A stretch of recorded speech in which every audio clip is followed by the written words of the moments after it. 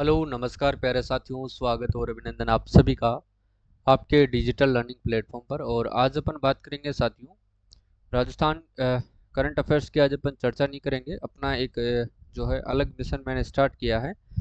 और आज के इस क्लास में साथियों अपन जो है India and world current affairs के बारे में अपन डिस्कस करने वाले हैं। अगर क्लास आपको अच्छी लगेगी तो ही साथियों अपन जो है क्लास को आगे बढ़ाएंगे, ठीक है। अगर अच्छी लगी तो डेली जो है मैं क्लास आपके लिए जो है इंडिया करंट अफेयर्स की भी रख दूंगा, जो कि सुबह का एक टाइम अपन फिक्स रख देंगे, उसी टाइम आपको ये क्लास मिलेगी, ठीक है। तो सभी साथी जो हैं वो कमेंट करके ज़रूर बताना क्लास कैसी लगती है, रेगुलर रखना है या नहीं रखना है तो बंद कर देंगे। फिर अगर आपको अच्छी लगती है, आज तो वन लाइनर प्रश्न है लेकिन कल से जो है अपन ऑब्जेक्टिव प्रश्नों पर चर्चा करेंगे। अगर अच्छी लगती है तो डेली अपन 30 प्रश्नों पर व्याख्यात्मक रूप से चर्चा करेंगे, ताकि आपके एग्जाम तक जो है इंडिया जो है एलडीसी का है, सीटी का है, पटवार का है, तब तक अपन इसको रेगुलर रखेंगे। और मैं दावा करता हूं साथियों, जैसे आपको करंट अफेयर्स मैंने रटवाए हैं राजस्थान वाली, इसी प्रकार से मैं आपको इंडिया वाली करंट अफेयर्स भी जो है वो रटवा के रख दूंगा, ठीक है। लेकिन शर्त इतनी है कि आपको रोजाना जो है क्लास को रेगुलर देखना पड़ेगा, ठीक है। और इसकी पीडीएफ जो है मैं ऐप के अंदर आपको अवेलेबल करवा दूंगा, जनवरी से लेकर के मई तक की। तो वहां से आप डाउनलोड कर लेना, प्री कोर्स वाले सेक्शन में जैसे आप जाओगे वहां पर मिल जाएगी, ठीक है। टेस्ट देना हो तो आपको कोर्स जो है वो लेना पड़ेगा, नहीं देना है तो कोई बात नहीं है। चलो अपन चर्चा कर लेते हैं। देखिएगा वन लाइनर है, ध्यान रखिएगा साथियों, ठीक है। चलो सबसे पहले बात करते हैं ऑस्ट्रेलियन ओपन टेनिस टूर्नामेंट की। अगर अपन बात करते हैं, देखिएगा ऑस्ट्रेलियन ओपन टेनिस टूर्नामेंट ये 100% एग्जाम में यहाँ से एक प्रश्न जो है जरूर पूछा जाता है। ऑस्ट्रेलियन ओपन टेनिस टूर्नामेंट जो जनवरी के अंतर्गत किया जाता है, इसका आयोजन। इसमें साथियों पुरुष एकल का खिताब किसने जीता है? जेनिक सिनर ने जीता है, जो कहाँ के रहने वाले हैं? इटली के रहने वाले हैं, ठीक है। महिला एकल विजेता का खिताब किसने जीता है? तो आर्यना सबालेंका ने जीता है, जो कहाँ की रहने वाली है? बेलारूस की रहने वाली। इनसे संबंधित कई बार सीटी भी आपसे पूछ ली जाती है, इसको भी आपको अच्छे से कवर करना है, ठीक है। युगल रूप से किसने जीता है? पुरुष युगल तो रोहन बोपन्ना और मैथ्यू एबडन ने जीता है, जो ऑस्ट्रेलिया के हैं। ये इतना इंपॉर्टेंट नहीं है, सबसे इंपॉर्टेंट तो है आपके सामने पुरुष एकल का खिताब और एक महिला एकल का खिताब, तो दोनों को याद रखना है, ठीक है। 69वें साथी फिल्म फेयर अवार्ड 2024 के बारे में चर्चा करते हैं। प्रमुख अवार्ड विजेता की इसके अंदर जो है आपको एक तो सर्वश्रेष्ठ अभिनेता याद रख लेना है, रणवीर कपूर, जो एनिमल पिक्चर से रिलेटेड है। और एक सर्वश्रेष्ठ अभिनेत्री विजेता जो है आलिया भट्ट हैं, जो रॉकी और रानी प्रेम कहानी के लिए इनको दिया गया है, ठीक है ना, फिल्म फेयर अवार्ड दिया गया था। और इसको भी याद करना, सर्वश्रेष्ठ पटकथा के लिए साथियों बारीफेल मूवी को दिया गया है, और सर्वश्रेष्ठ फिल्म के लिए लोकप्रिय जो है बारीफेल को दिया गया है, ठीक है। निदेशक नहीं पूछेगा, फिर भी याद कर लेना, विदु विनोद चोपड़ा जो बारीफेल के निदेशक हैं, इनको भी दिया गया है, ठीक है। देखो पीएम सूर्यघर मुफ्त बिजली योजना, और ये योजना साथियों एग्जाम के लिए महत्वपूर्ण है, इसको ध्यान रखना है आपको। देखो भाई, जब अपन इसकी शुरुआत की बात करते हैं तो शुरुआत होती है इसकी 13 फरवरी 2024 को इसकी शुरुआत की जाती है। और केंद्रीय कैबिनेट मंजूरी दी जाती है इसको 29 फरवरी को। उपभोक्ता को मुफ्त बिजली दी जाएगी, इसके तहत 300 यूनिट प्रति माह जो है उपभोक्ता को बिजली मुफ्त दी जाएगी, ठीक है ना।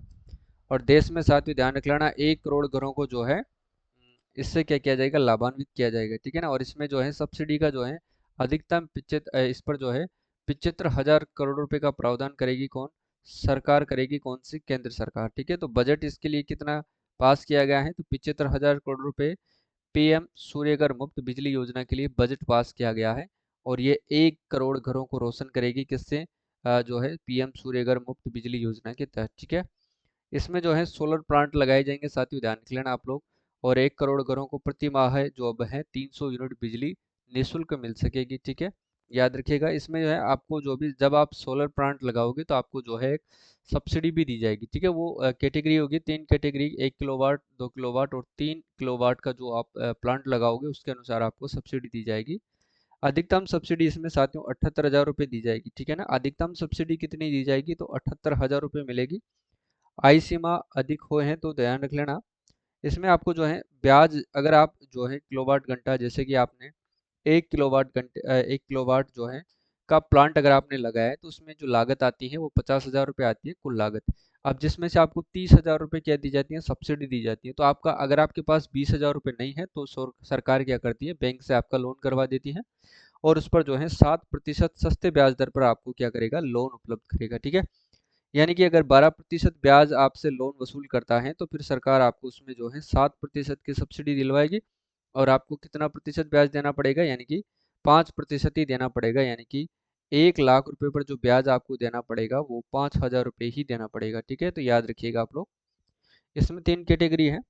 सबसे पहले है कि 3 किलोवाट का जो प्लांट लगाया जाएगा उसमें 1.45 लाख रुपए की लागत आएगी और सब्सिडी इसी में जो है 78,000 रुपये सब्सिडी दी जाएगी। बाकी की जो है जो लगाएगा प्लांट उसी को देना है। ठीक है, या फिर नहीं है तो लोन आपको दे दिया जाएगा। 2 किलोवाट का जो है जब आप प्लांट लगाओगे तो इसमें 1,10,000 रुपये की लागत आएगी और सब्सिडी 60,000 रुपये दी जाएगी। और 1 किलोवाट जो प्लांट लगाया जाएगा उसमें लागत आएगी 50,000 रुपये और सब्सिडी आपको दी जाएगी 30,000 रुपये। ठीक है, तो ये बात आपको अच्छे से याद रखना है। क्लियर है, याद आ गया होगा आपको, याद रखना है। सातवां हिंद महासागर सम्मेलन, ध्यान रखना साथियों, सातवां हिंद महासागर जो सम्मेलन है इसका आयोजन कब होता है, 9 से 10 फरवरी 2024 को ऑस्ट्रेलिया के अंदर इसका आयोजन होता है।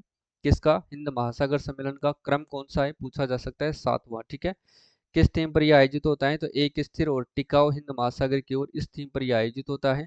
और यह साथी विदेश मंत्रालय के द्वारा आयोजित होता है, ध्यान रखना, इंडिया फाउंडेशन के तहत करवाया जाता है। सम्मेलन में 22 देशों के मंत्रियों, 16 देशों और 6 बहुपक्षीय संगठनों के अधिकारियों ने इसमें भाग लिया। यानी कि 22 देशों के तो मंत्री, जबकि 16 देशों और 6 बहुपक्षीय संगठनों के अधिकारियों ने इसमें भाग लिया है। ठीक है, इसका प्रतिनिधित्व भारत की तरफ से प्रतिनिधित्व किसने किया था, तो अपने जो विदेश मंत्री थे कौन, एस जयशंकर प्रसाद ने किया था। ये आपको ध्यान रखना है। ठीक है, अगला देखो, विश्व सरकार शिखर सम्मेलन। विश्व सरकार शिखर सम्मेलन, इसका आयोजन कहाँ पर होता है, दुबई में आयोजन किया जाता है। स्थापना होती है इसकी सन 2013 में। थीम है इसकी, भविष्य की सरकारों को आकार देना, जो है विश्व सरकार शिखर सम्मेलन का उद्देश्य है। उद्देश्य देखो इसका, अंतर्राष्ट्रीय सहयोग को बढ़ावा देना इसका उद्देश्य है। और भारत का प्रतिनिधित्व प्रधानमंत्री नरेंद्र मोदी जी ने किया था, ये भी आपको ध्यान रखना है। जबकि भारतीय, तुर्की और कतर जो है इस शिखर सम्मेलन के अतिथि देश घोषित हुए हैं। ये आप लोगों को ध्यान रखना है। ठीक है ना। अब देखो 26 से 29 फरवरी 2024 को साथियों मोबाइल वर्ल्ड कांग्रेस का जो आयोजन है वो कहाँ पर किया गया है। 26 से 29 फरवरी 2024 को मोबाइल वर्ल्ड कांग्रेस का जो आयोजन है वो कहाँ पर किया गया था, तो बार्सिलोना स्पेन में किया गया था। कहाँ पर किया गया था साथियों, मोबाइल वर्ल्ड कांग्रेस का आयोजन बार्सिलोना स्पेन के अंदर। ठीक है, याद रखिएगा। देखो यूएई के अंदर जो है अबू धाबी में पहला हिंदू मंदिर बना है अपने भारत का, ध्यान रखना। इसका उद्घाटन किसने किया था, स्वयं प्रधानमंत्री नरेंद्र मोदी ने। कब किया था, 14 फरवरी 2024 को। ठीक है, और जो ये मंदिर है साथियों 27 एकड़ जमीन पर 700 करोड़ रुपए की लागत से बनाया जाएगा, ये भी आपको ध्यान रखना है। ठीक है ना। और यह जो मंदिर होगा साथियों ये अयोध्या के श्री राम मंदिर के तर्ज पर ही जो है नागर शैली के अंदर बनाया जाएगा, ये भी आपको ध्यान रखना है। ठीक है, और यह मंदिर जो है साथियों बोचास निवासी श्री अक्षर पुरुषोत्तम स्वामी नारायण संस्था यानी कि बाप्स की ओर से बनाया गया है। तो ये आपको ध्यान रखना है, ये भी इंपॉर्टेंट है साथियों, याद रखिएगा। ठीक है, अगला क्वेश्चन है वो जो आपके सामने है, देखिएगा। नेक्स्ट है कि 12 फरवरी 2024 को प्रधानमंत्री नरेंद्र मोदी ने किन दो देशों में साथियों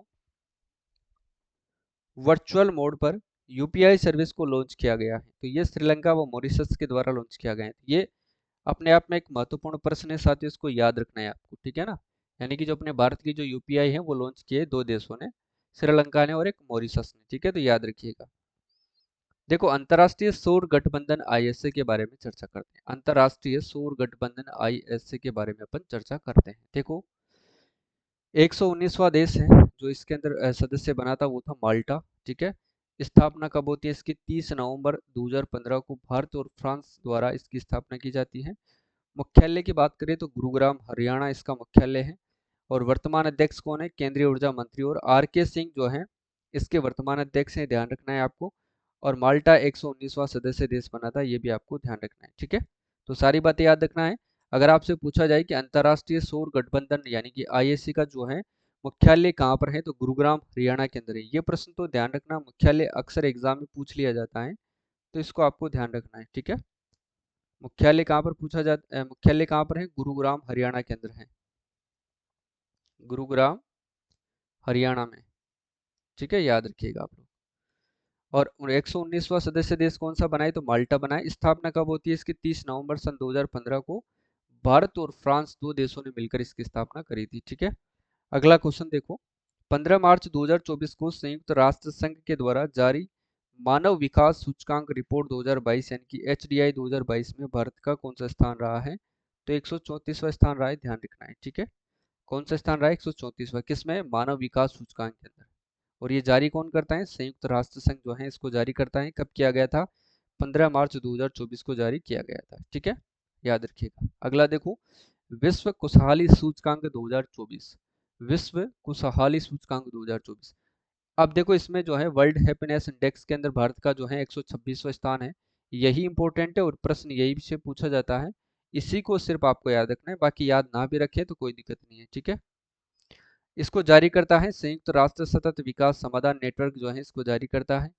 इसमें जो 3 देश शीर्ष स्थान पर थे कौन कौन से, एक तो फिनलैंड था और एक डेनमार्क था और आइसलैंड था। और फिनलैंड साथियों पहले स्थान पर रहने वाला, लगातार 7वां शीर्ष जो है लगातार 7 बार जो है प्रथम स्थान पर किस देश ने हासिल किया है, तो फिनलैंड ने। ठीक है, अंतिम स्थान पर कौन है साथियों, अफगानिस्तान है, ध्यान रख लेना, जो 143वें स्थान पर है। ठीक है, अब देखिए कुशी के जो जो ये हैप्पीनेस इंडेक्स है ये जारी की जाती है किन पैरामीटर्स को ध्यान में रखते हुए जारी की जाती है। एक तो साथियों लोगों की जो है प्रति व्यक्ति आय क्या है, यानी कि लोग जो है प्रति व्यक्ति आय क्या है, एक सामाजिक सहयोग कितना है उनका, उसमें जो है उदारता कितनी है, उस देश में साथियों भ्रष्टाचार की कमी कितनी है, और एक उनका जो है स्वस्थ जीवन जो है वो कितना है। ठीक है, अगला क्वेश्चन क्या है वो देखिएगा, किस देश बांग्लादेश को हरा करके, यानी कि कौन सा देश जो है बांग्लादेश को हरा करके सेफ अंडर 19 फुटबॉल चैंपियनशिप 2024 का जो है इन्होंने आयोजन, 2024 का जो है खिताब किसने जीता है, तो किसने जीता है साथियों, भारत ने जीता है। ठीक है,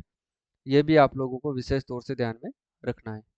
इसके बाद देखो आईसीसी अंडर 19 क्रिकेट विश्व कप, आईसीसी अंडर 19 क्रिकेट विश्व कप है, ये भी प्रश्न इंपॉर्टेंट है, एग्जाम में पूछा जाता है। देखो आईसीसी पुरुष अंडर 19 क्रिकेट विश्व कप 2024, इसकी जो विजेता टीम है वो तो है आपके ऑस्ट्रेलिया, उप विजेता टीम कौन सी है, तो वो है भारत। और आयोजन किसके द्वारा किया गया था, आयोजन जो है इसका कहाँ पर किया गया था, तो दक्षिण अफ्रीका के अंदर फाइनल मैच खेला गया था, कब, 11 फरवरी 2024 को। ठीक है, अब इसके अंदर जो है प्लेयर ऑफ द टूर्नामेंट जो है ये किसको दिया गया था, तो क्वेना मफाका को दिया गया था, और ये कहाँ की रहने वाली थी, दक्षिण अफ्रीका की रहने वाली थी। ठीक है, अब बात आती है खेलो इंडिया यूथ गेम्स की। ठीक है, किसकी बात आती है अब, खेलो इंडिया यूथ गेम्स की बात आती है। ठीक है, देखो शीर्ष स्थान महाराष्ट्र 57 स्वर्ण और 58 रजत 53 कांस्य के साथ इन्होंने कुल 158 जीता है। जबकि महाराष्ट्र ने खेलो इंडिया यूथ गेम्स में शीर्ष स्थान प्राप्त किया है कि पहला, दूसरा स्थान तमिलनाडु ने प्राप्त किया है, तीसरा स्थान हरियाणा ने प्राप्त किया है। ठीक है, हरियाणा ने 103 पदक जीते हैं, जबकि तमिलनाडु ने साथियों 97 पदक प्राप्त करते हुए, ये कैसा हुआ भाई,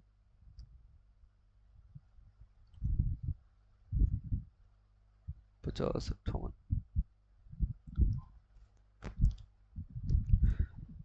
अगला देखो, छठवें हॉकी इंडिया पुरस्कार 2023। देखो 31 मार्च 2024 को साथियों छठवें हॉकी इंडिया पुरस्कार वर्ष 2023 प्रदान किए गए। सर्वश्रेष्ठ पुरुष हॉकी प्लेयर हार्दिक सिंह कप्तान, बेस्ट गोलकीपर साथियों हॉकी प्लेयर जो हैं सलीम टेटे ने जीता है, life time achievement award Ashok Kumar ने जीता है, जबकि सर्वश्रेष्ठ डिफेंडर का जो किताब है वो हरमनप्रीत सिंह कप्तान ने जीता है। ठीक है, तो याद रखिएगा। और 7 फरवरी 2024 को जारी की गई आईसीसी की ताज़ा रैंकिंग में टेस्ट रैंकिंग में शीर्ष पर पहुंचने वाले पहले भारतीय तेज गेंदबाज कौन है, तो जसप्रीत बुमराह है। ठीक है, याद रखिएगा। अब इसमें जो है शीर्ष स्थान महाराष्ट्र ने प्राप्त किया है, द्वितीय स्थान तमिलनाडु ने, जबकि तृतीय स्थान हरियाणा ने प्राप्त किया है। ठीक है, ये आपको ध्यान रखना है साथियों। 158 पदकों को जीत करके जो है हरियाणा महाराष्ट्र प्रथम पर है, तमिलनाडु द्वितीय, ये तृतीय पर है। ठीक है, याद रखना है। देखो 66वें जो है ग्रैमी अवार्ड्स की बात करते हैं, ये किसको दिया गया, 5 फरवरी सन 2024 को प्रदत्त 66वें ग्रैमी अवार्ड्स जो है 5 भारतीय संगीतकारों को पुरस्कृत किया गया है।